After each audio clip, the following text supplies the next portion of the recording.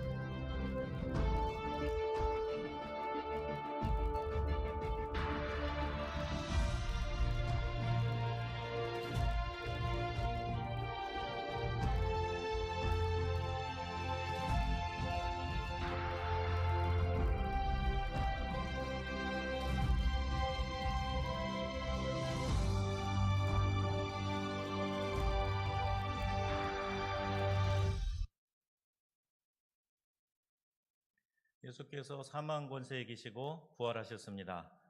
부활이요 생명이신 우리 주님께 감사와 영광의 박수 올려드리겠습니다. 할렐루야. Jesus risen today. 할렐루야. 우리 부활주일 날 제가 늘 좋아하는 찬양, 함께 부르고 싶은 찬양이 있는데 우리 함께 불러보겠습니다. 이날은 주의 지으신 주의 날일세. 기뻐하며 기뻐하며 즐거워하세. 기쁜 마음으로 함께 찬양합시다.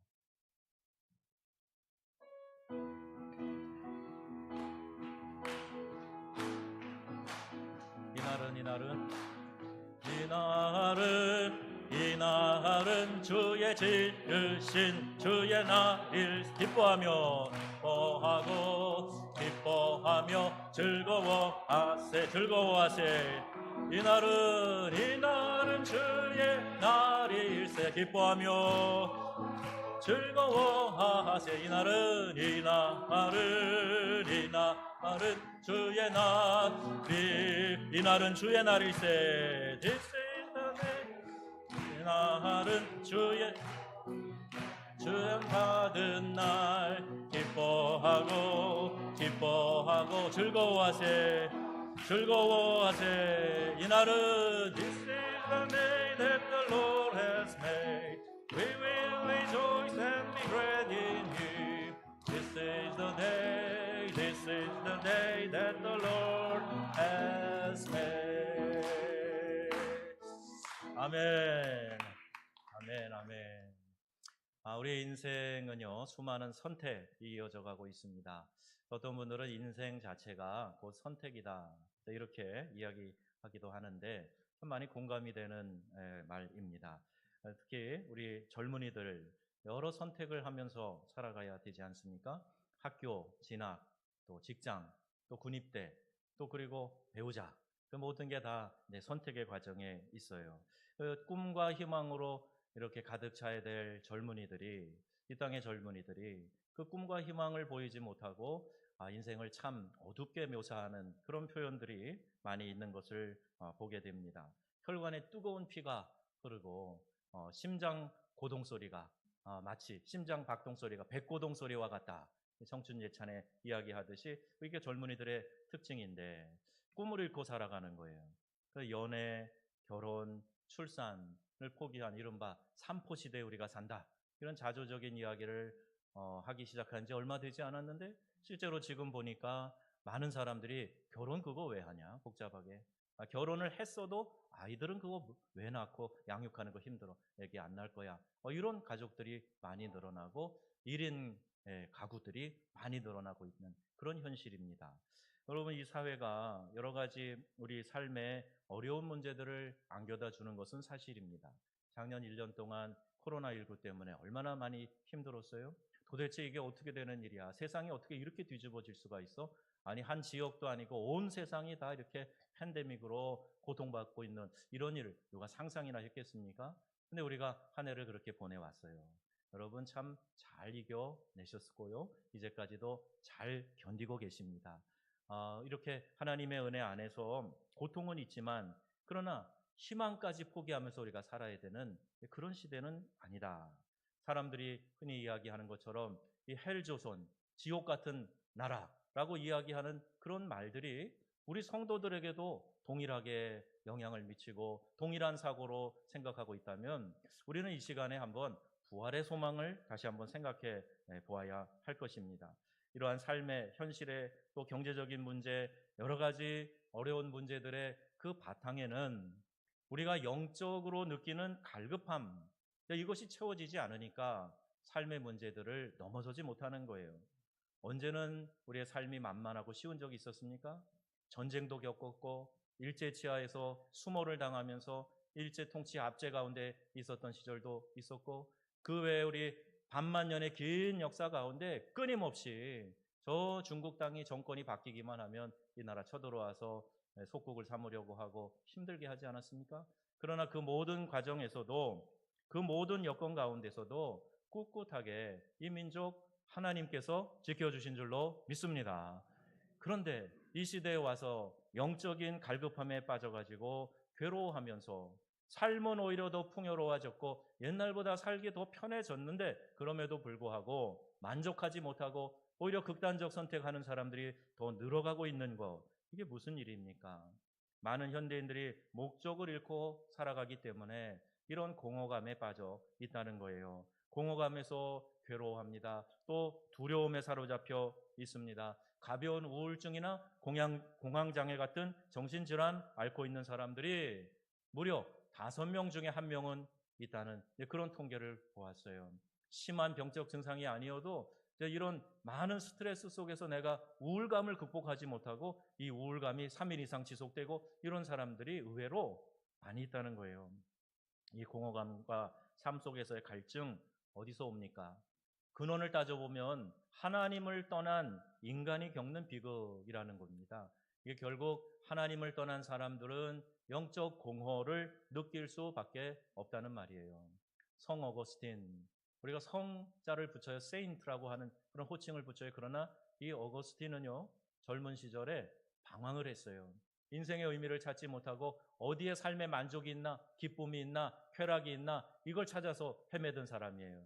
다른 종교에도 심취해봤고 쾌락에도 심취해봤고 많은 사고와 철학과 이런 것에 심취해보았는데 그가 결국 우리 주님을 만나고 깨닫게 된 후에 고백하는 거예요. 이렇게 이야기합니다. 인간에게는 하나님만이 채워주실 수 있는 절대 공간이 있다. 이 이야기예요. 다른 어떤 것으로도 채워지지 않는다는 겁니다. 하나님이 채워주시지 않으면 이 안에는 여전히 공허함과 허전함이 그대로 자리 잡고 있다는 이야기예요. 자, 여러분, 우리 미국의 한 정신과 의사가 비만증은 영적 영향이다, 정신적 영향이다, 이런 논문 발표를 했는데 현대인들이 정신적 공허감이 얼마나 심한가. 근데 이게 이 마음이 공허한 건데, 정신적으로 공허한 건데 배가 고픈 걸로 생각해가지고 자꾸 뭘 먹게 된다는 거예요. 음식을 먹게 되는 거예요.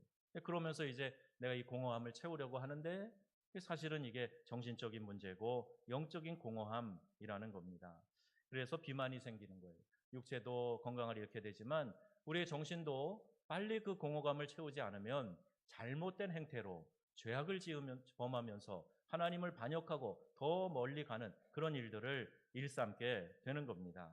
우리의 영혼의 공허함은 술이나 마약이나 쾌락이나 놀이로 또 먹는 것으로 절대 채워지지 않아요.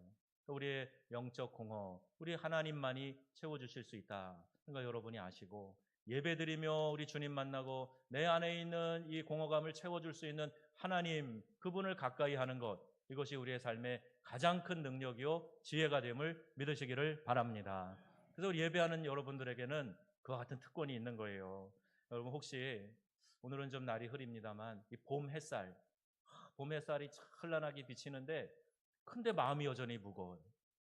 봄 햇살이 쫙 비치면 야 잠깐이라도 나가서 이 햇살을 맞으면서 내 커피 한 잔 마시고 싶다 이런 마음이 들어야 되는데 요만큼이라도 좀 거닐고 싶다 이런 마음이 들어야 되는데 봄 햇살이고 뭐고 그냥 어둡게 집안 만들어 놓고 칙칙하게 만들어 놓고 나가기 싫고 여전히 마음이 우울한 그런 분 계십니까? 빨리 여러분 이런 증상을 바꿔야 돼요. 우리 하나님 앞에 큰 소리로 찬양도 하고 음악도 들어놓고 또 이렇게 나와가지고 열심히 몸 찬양도 하고 또 어제는요 막 세 팀이 막 교차돼 갖고 오더라고요. 하나님 찬양하기 위해서 막 모임도 하고 예배도 드리고 그래야지. 가만히 있으면서 이 어두움을 묵상하고 있으면 안 된단 말이에요. 현대인들은 두려움에 눌려 있습니다. 영적 갈증 때문에 괴로워하고 있어요. 나는 이제 이만한 직위가 있고 이만큼의 월 고정 수입이 있고 또 이만큼 살 집이 있고 타고 다닐 차가 있고 나 큰 어려움 없다 생각하면 여러분 마음이 즐겁고 늘 만족하고 평안할 것 같으시죠? 그렇지 않아요. 그런 환경으로 우리의 마음이 평안해지는 것이 아닙니다. 또 영적 갈증으로 괴로워하고 목적 없이 방황하는 사람들이 얼마나 많은지 몰라요. 이게 얼마나 안타까운 일입니까? 그럼에도 여러분 교회에 소망이 없다고요? 교회가 여러분 이 세상이 알지 못하는 것들을 간직하고 있는데 우리가 복음을 제대로 알고 우리 주님이 우리에게 주시는 그 희망이 무엇인가, 그 소망이 무엇인가 하는 것을 제대로 깨닫는다면 이 땅의 유일한 소망이 바로 교회에 있는 줄로 믿습니다. 교회에서 주의 복음 전하고 생명의 말씀 전하고 그 말씀 붙잡고 내 삶의 에너지로 삼고 살아가는 성도들이 있는 한 이 나라 희망이 있다는 거예요.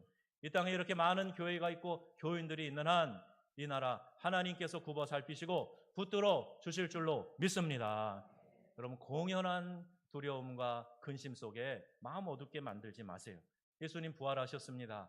그 어떤 것으로도 설명할 수 없는 놀라운 부활이 우리 예수님을 통해서 이루어졌다는 말이에요. 이제 우리가 그 생명의 부활로 나아가서 우리도 우리의 심령 가운데 그 놀라운 십자가 은혜, 그 부활의 감격, 기쁨 이것을 경험하면서 살아가야 될 줄로 믿습니다. 우리 대한민국 국민들 행복지수 조사에 보면 우리 행복지수가 OECD를 잘 산다는 나라들 아닙니까? 이 나라 36개 나라 중에 저 밑바닥에 있어요. 34위, 33위 이렇게 하고 있습니다. 왜 이렇게 극단적 선택을 해서 자살을 합니까? 그런 사람들이 우리 OECD 국가 중에서 대한민국이 1등이에요. 1등. 10여 년 동안 지금 계속 그러고 있습니다. 여러분 이게 얼마나 안타까운 일입니다. 사고, 사망, 질병 그 어느 것 하나도 정말 우리가 이 세상이 우리에게 지금 평안을 주고 있다. 만족과 기쁨을 주고 있다. 우리 통계로 보면 알잖아요. 그렇지 않다는 거예요. 내가 마음이 우울하고 힘들고 무엇인가 짓눌려 있고 어렵고 이게 자연스러운 일이에요. 지금 세상이 그렇게 돌아가고 있기 때문에 그래요. 좀 배부르게 먹을 수 있고 내가 원하면 어디 좀 놀러 갈 수도 있고 내가 원하면 또 하고 싶은 것도 하고 사고 싶은 것도 사고 그런다고 행복이 주어졌느냐? 아니요. 오히려 그 반대로 지금 치닫고 있는 것 아닙니까? 왜 심지어 꿈과 희망에 차 있는 젊은이들까지도 스스로 목숨을 끊는 것입니까? 그 이유가 목적이 없기 때문이에요. 내 삶의 소망, 삶의 이유 이거 분명하게 깨닫지 못하고 살아가니까 이렇게 안타까운 결과들을 맞이하는 것 아닙니까?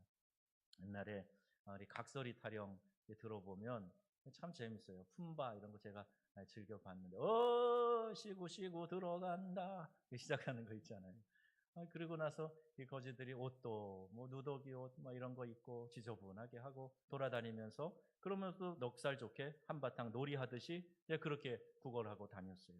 근데 여러분 거지가 배고파 자살했다는 말 들어보셨습니까? 아마 못 들어보셨을 거예요. 예. 왜 거지에게는요 이런 것이 있는 거죠. 확고한 그날의 목표가 있어요. 나름대로의 사명이 있어요.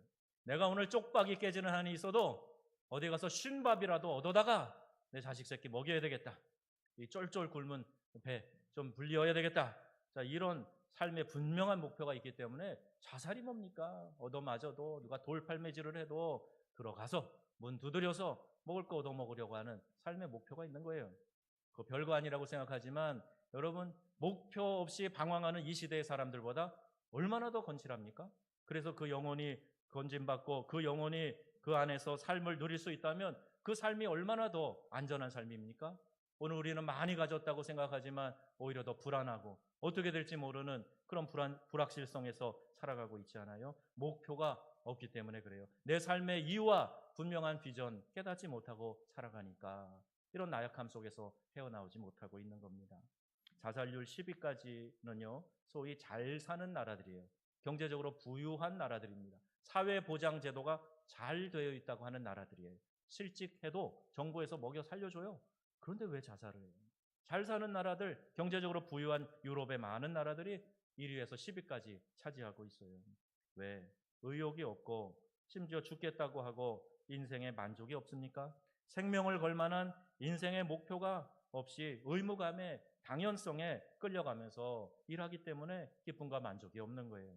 이 땅에 사는 우리 예수 믿는 사람들이 이 부활의 감격과 기쁨을 전한다면 어떤 일이 일어날까요?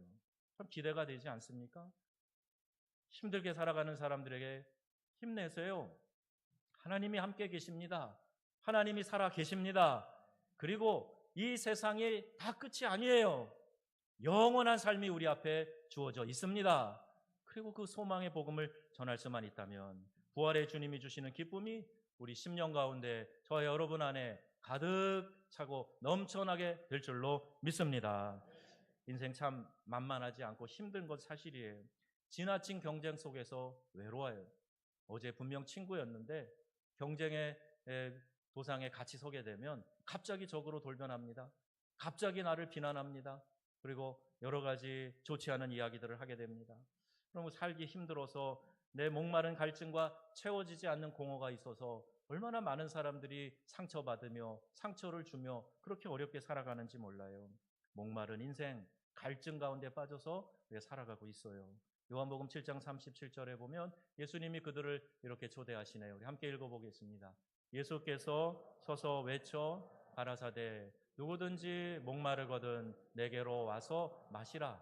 나를 믿는 자는 성경의 이름과 같이 그 배에서 생수의 강이 흘러나리라. 아멘. 갈증을 느끼는 건 몸에 수분이 부족하다는 거 아니에요? 그런데 이 내 속에서 생수의 강, 마실 수 있는 그 생수의 강이 흘러 넘쳐난다는 거예요. 그 갈증을 느낄 이유가 하나도 없는 거죠. 나를 믿는 자는 내 안에 예수께서 함께 하시고 나와 동행하시고 내 안에 절대 소망, 절대 기쁨을 주시는 그분이 나와 함께 하시면 내 안에 생수의 강이 흘러 넘쳐나게 될 줄로 믿습니다. 디모데후서 1장 7절 하나님께서 우리에게 말씀하시는 거예요. 하나님께서 우리에게 주신 것은 두려워하는 마음이 아니요 오직 능력과 사랑과 근신하는 마음이니라. 아멘. 두려워하면 여러분 내가 그만큼 믿음이 없어졌다 생각하시면 돼요. 성경에는 두려움과 믿음이 항상 이렇게 반비례로 나타납니다. 믿음이 커지면 두려움이 이렇게 작아져요. 근데 두려움이 많아질수록 믿음이 그만큼 빠져나가는 거예요. 여러분 예수님께서 풍랑 가운데 그 어리둥절하고 막 좌불안석이고 난리 치르던 제자들, 그 제자들이 예수님 흔들어 깨우니 예수님 뭐라 그러셨어요? 왜 무서워하느냐? 왜 두려워하느냐? 믿음이 작은 자들아. 이렇게 말씀하셨어요. 예수님이 나와 함께 하셔. 그분이 나에게 생수의 강이 되셔. 그분이 나에게 생명을 주시는 구원자셔. 여러분 철저히 믿기만 하면 그 믿음 안에서 모든 두려움이 사라지게 될 줄로 믿습니다. 여러분의 소망, 여러분의 생명, 그것이 바로 이 복음 안에 있다는 거예요. 이 복음의 내용이 뭡니까? 성경은 인간이 아담의 범죄 이래 죄를 범함으로 죽을 수밖에 없는 존재다라는 사실을 분명하게 선언합니다. 저는 여러분이 이 자리에 다 앉아 계시고 신앙생활하고 교회 출입하신 지 오래됐다 그래서 모든 분이 다 구원받고 하나님의 자녀다 그렇게 생각 안 합니다. 여러분 중에 어떤 분들은 아직 예수님을 구원자로 안 만난 분들도 계실 거예요. 잘 들으셔야 됩니다. 내가 교회를 몇 년 다녔는데 결국 주님 재림하실 때 구원받지 못한다? 이것보다 더 낭패가 어디가 있겠어요. 성경의 선언을 분명히 우리가 알아야 돼요. 로마서 3장 23절 모든 사람이 죄를 범하였음에 하나님의 영광에 이르지 못하더니 전제는 모든 사람이에요. 모든 사람이 다 죄인이라서 구원받을 수 없는 상태라는 겁니다. 그리고 그 죄의 결과는 죄의 삭은 사망이라고 성경이 분명히 선언하고 있어요. 또 로마서 6장 16절에 우리는 죄의 종으로 사망에 이르는 존재다. 이렇게 우리의 상태를 말씀하고 있습니다.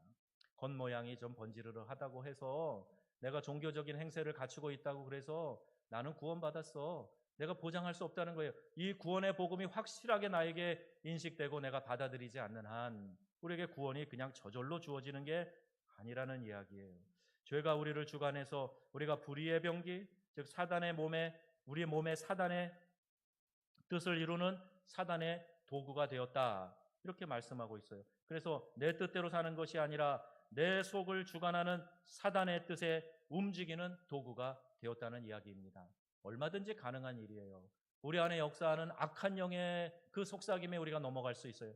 이끌림 받을 수 있습니다. 그렇기 때문에 내 안에 성령께서 충만하셔서 성령께서 나를 이끌어 주시고 날마다 음성 들려주시고 그리고 깨닫게 해 주셔야 우리가 믿음의 바른 생활 할 수 있다는 이야기입니다. 여러분, 죄에는 힘이 있어요. 죄에는 권세가 있습니다. 그 힘과 권세가 우리를 억지로 망할 곳으로 끌고 가는 거예요.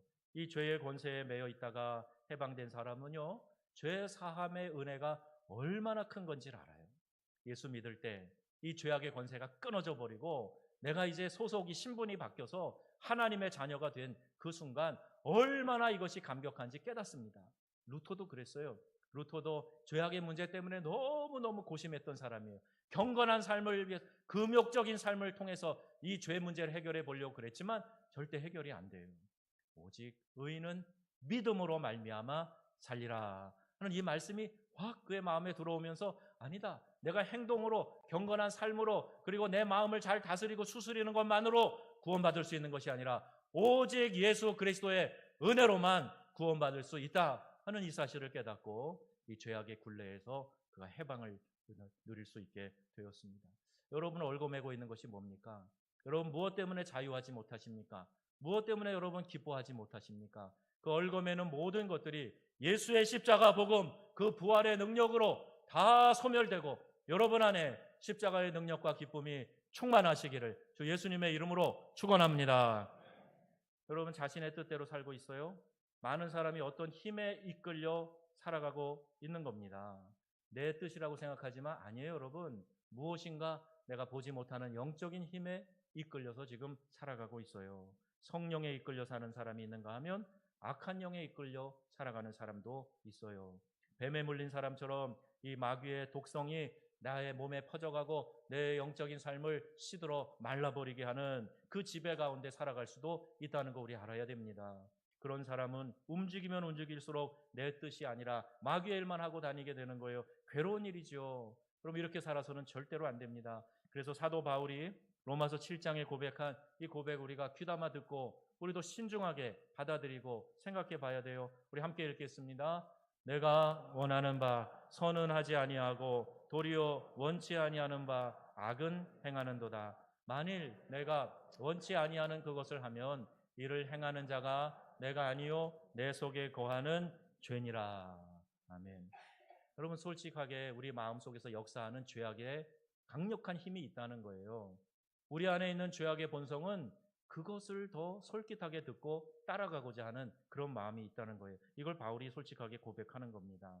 다시 말하면 내가 원해도 선으로 가지 아니하고 오히려 죄로 가고 알지 못하는 어떤 힘에 이끌려 살아가고 있다고 바울은 지금 절규하고 있는 거예요. 그리고 다시 바울은 절규하며 울부짖으며 이렇게 말합니다. 7장 24절이에요. 오호라, 나는 곤고한 사람이로다. 이 사망의 몸에서 누가 나를 건져내랴. 아멘. 그럼 이 사망의 몸, 사망의 굴레, 사망의 수렁에서 누가 나를 건져낼 수 있습니까? 오늘 말씀이 그거예요. 십자가의 능력, 십자가의 복음, 예수 그리스도만이 우리를 죄와 사망의 몸에서 건져 주시는 분임을 믿습니다. 오직 십자가만이 이 사망의 몸, 사망의 굴레, 이것을 깰 수 있다는 거예요. 로마서 8장 2절 말씀입니다. 우리 함께 읽겠습니다. 그리스도 안에 있는 생명의 성령의 법이 죄와 사망의 법에서 너를 해방하였음이라. 아멘. 십자가 복음만이 우리 인간으로 하여금 구원을 얻게 된다. 구원을 얻게 한다. 이 말씀이지요. 그래서 바울은 담대하게 외칩니다. 로마서 1장 16절에 그가 말하는 복음의 능력이 이런 거예요. 내가 복음을 부끄러워하지 아니하노니 이 복음은 모든 믿는 자에게 구원을 주시는 하나님의 능력이 됨이라. 아멘. 복음의 능력을 그는 분명하게 믿었어요. 이 십자가의 능력은 모든 대적을 물리치는 능력입니다. 즉 의심을 깨는 능력이 있어요. 죄를 깨는 능력이 있습니다. 불순종을 깨는 능력이 있어요. 무력감을 깨는 능력이 있는 겁니다. 그럼 이게 복음이에요. 예레미야 13장 23절에 우리 인간의 문제를 이렇게 표현하고 있어요. 한번 읽겠습니다. 구수인이 그 피부를 표범이 그 반점을 변할 수 있느뇨? 할 수 있을진데 악에 익숙한 너희도 행할 수 있으리라. 아멘. 여러분 이 말씀에 동의가 되십니까? 이 말씀은요, 이 구스 사람은 흑인을 말합니다. 흑인의 검은 피부, 또 표범의 그 얼룩, 그게 없어질 수 없는 것처럼 인간 안에 있는 죄성도 사라지지 않는다는 거예요. 끊임없는 죄가 우리 마음속에서 들끓고 있다. 이것이 이렇게 스물스물 올라오고 있다. 그래서 우리는 우리 자신을 스스로 변화시킬 수 없다고 말씀합니다. 인간이 만든 프로그램이나 위로의 말들은 임시로 사람의 마음을 그 사람을 좀 나은 사람으로 느끼게 해줄 뿐이에요. 임시로 그 사람을 좀 괜찮은 사람인 것처럼 그렇게 생각하게 해줄 뿐이에요. 죄를 제거하거나 인간의 마음을 바꿀 수 있는 능력 거기에 없습니다. 그 어떤 심리 상담 치료를 해도 거기에서 죄의 문제가 해결되는 것이 아니에요. 그러나 오직 복음만이 그 일을 할 수가 있습니다. 오직 복음만이 사람을 구원하며 변화시킬 수 있습니다. 그럼 아멘이시죠? 이 복음의 능력 아니면 우리는 그 어떤 경우로도 구원받을 수 있는 그런 존재가 아니에요. 죄 씻을 수 있는 그런 존재가 아닙니다. 아무리 우리가 강팍하고 아무리 완고한 죄인이라고 해도 복음은 능력이 있기 때문에 그를 우리 자신을 변화시킬 수 있다는 거예요. 그래서 우리는 십자가를 자랑합니다. 십자가 외에는 결코 자랑할 것이 없는 사람들이에요. 복음이 무엇입니까?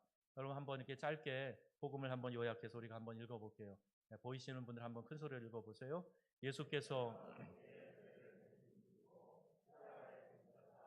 3일 만에 다시 살아나셨다는 사실을 믿음으로 받아들일 때 구원을 얻게 된다는 것입니다. 그럼 아멘이시죠?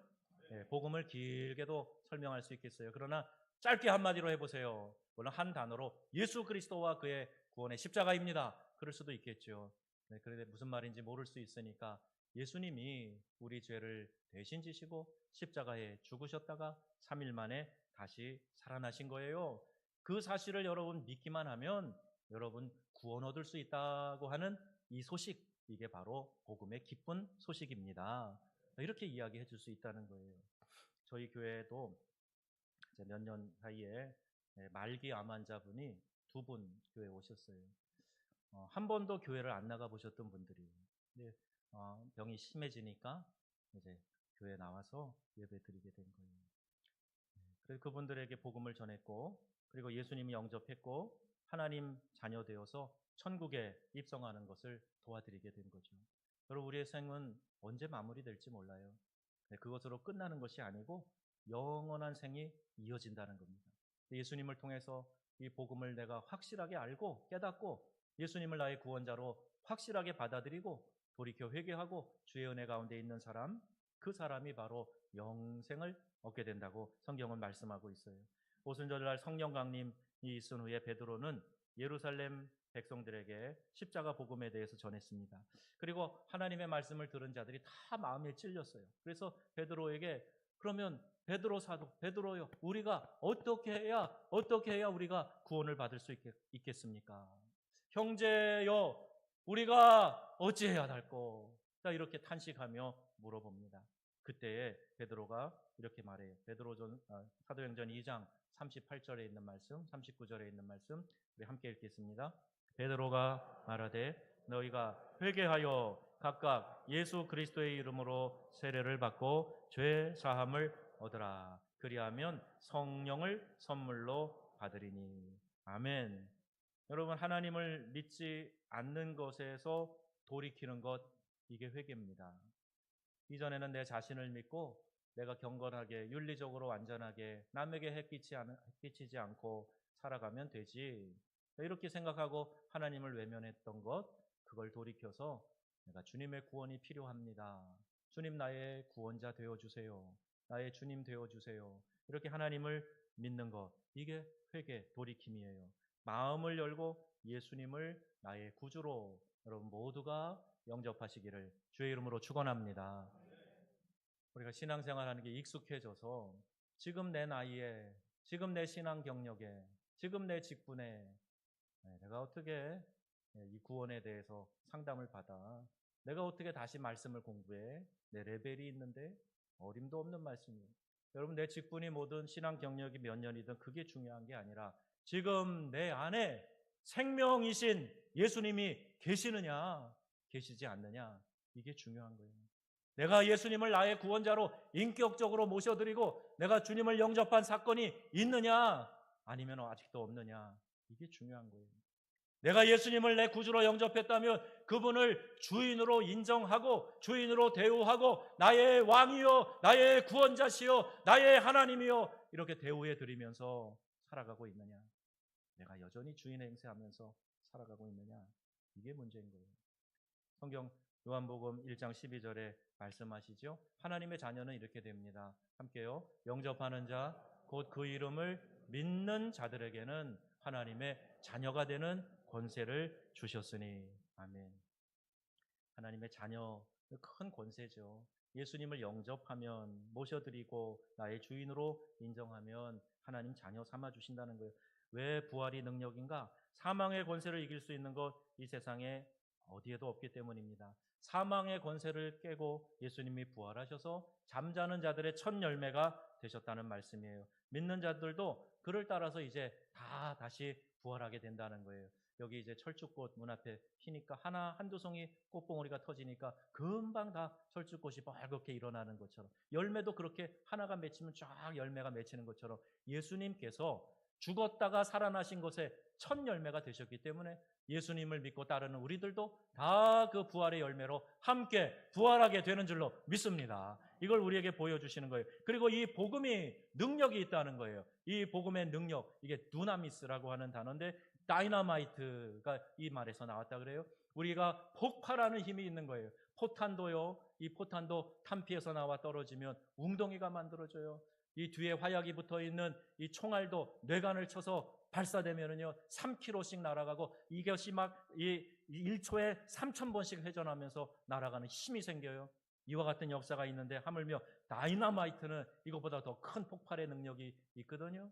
산도 무너뜨려 가지고 토목공사하지 않아요. 그런데 복음이 그런 역사가 일어난다는 거예요. 다이너마이트와 같은 힘이 있다는 거예요. 이게 바로 하나님의 역사이며 능력입니다. 입속에 있을 때는 마치 탄피에 갇혀있는 총알처럼 별 의미가 없어요. 포탄처럼. 그러나 이것이 나아갔을 때는 이 폭발하는 능력, 이것을 바라게 된다는 거예요.